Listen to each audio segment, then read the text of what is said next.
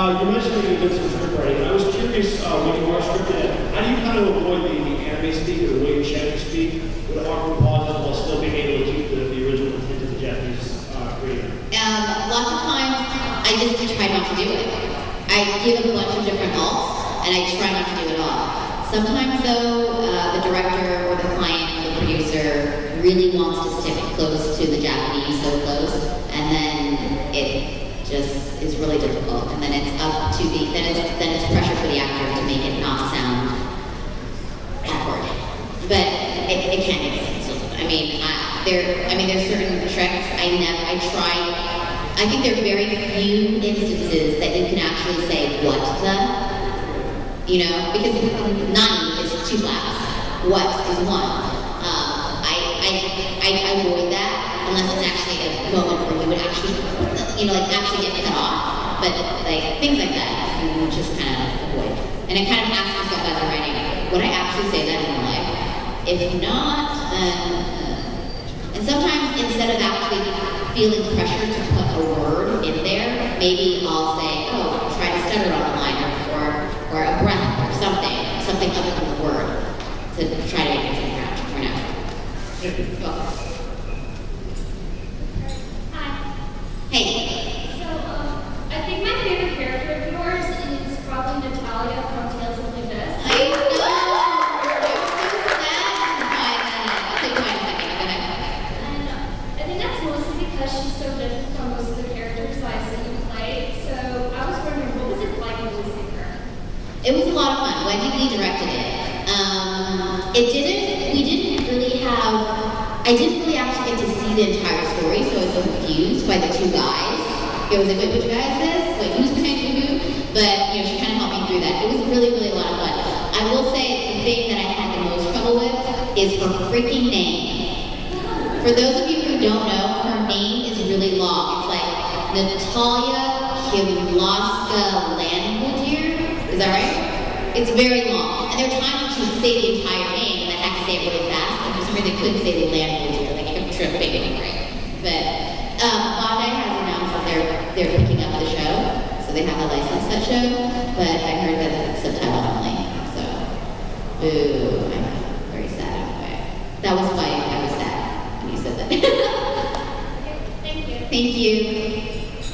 Get your free. Do you want free stuff? Get your free stuff. Hey, what's up?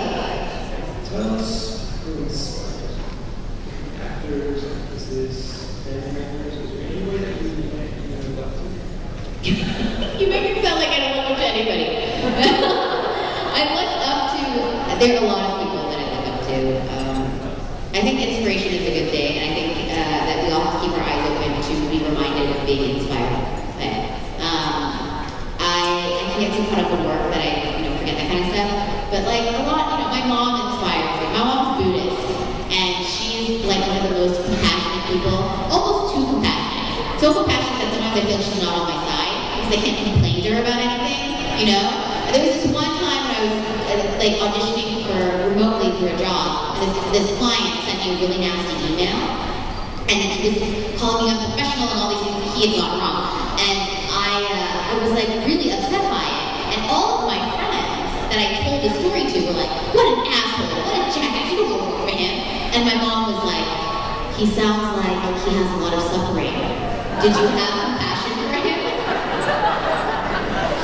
which was kind of after I calmed down, I was like, okay, it's good, it's okay. And I felt like, well, maybe he has a very tight deadline. Maybe I should feel a little bit more sorry for him, maybe. And so I ended up, instead of writing an angry email that I was going to write, I wrote kind of a more calmer one. I said, and I cleared up a lot of his misunderstandings. And I said, it sounds like you're really upset, just so you know, this is what's going on and stuff. And he wrote me back and he was like, oh, and everything was cool. And I thought, well, wow, if I had sent the angry version of that email, that wouldn't have happened. You know what I mean? So it's good to have compassion. So my mom inspires me all. And in terms of actors, all the time, all of my peers, constantly. I can't even.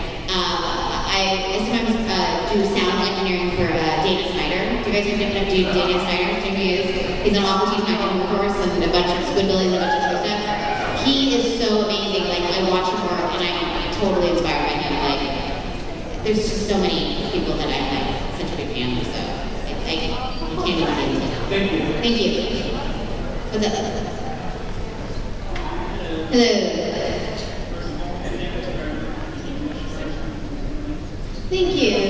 Thank you. You're really hard. You're really, really hard.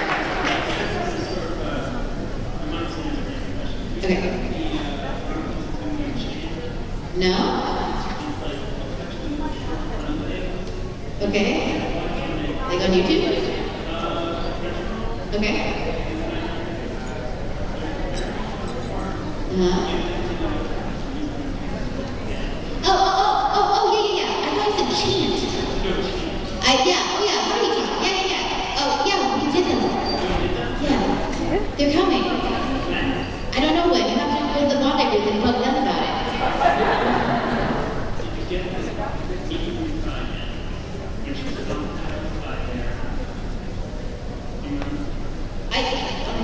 She tries a lot, so I don't know which time you mean.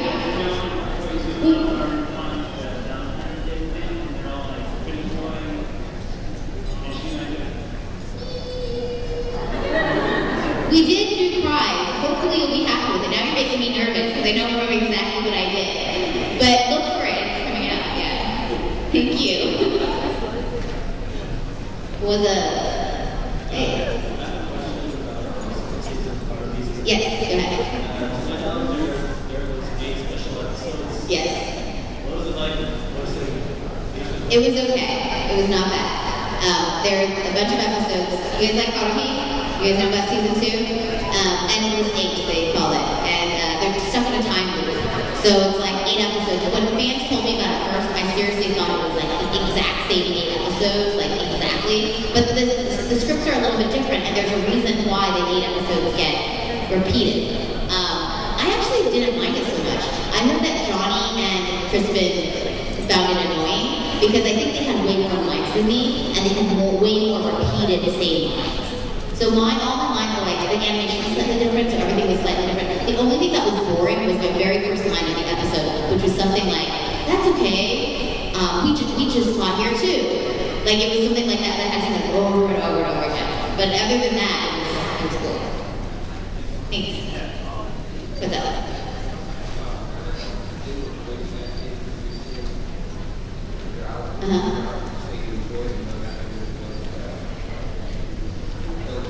It's acting. It's definitely acting. That's like my main thing. All the other stuff is fulfilling, and I still do it. And I do it one because I need to, but also I gotta say I think being a director makes me a better actor. I think being a producer makes me a better actor. You know, and I think being an actor makes me a better director and a better producer too. So, but it's really acting. And for the longest time, everyone asked me to direct, and I kept saying no, because I was worried that it would keep me too busy to act. So I still direct, but I'm very selective about my projects, and they have to be flexible with my schedule. So the first kind of real anime series that I directed was Paradise Kiss, and it was really, really rewarding. I was really, really grateful. So thanks. Hey, what's up? Hey. That's okay. We can totally hear you, so you don't need to worry about it too much.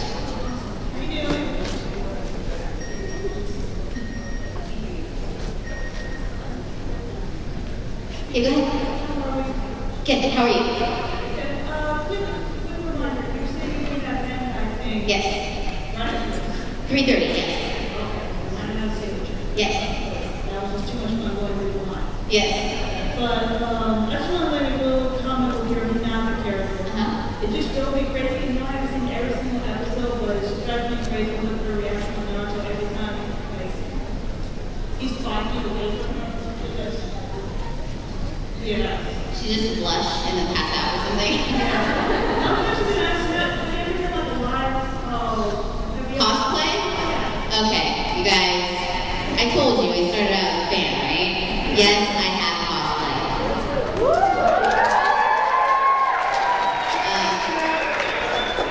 No, because I cosplayed before there was. I cosplayed as Misao from Rurouni Kenshin.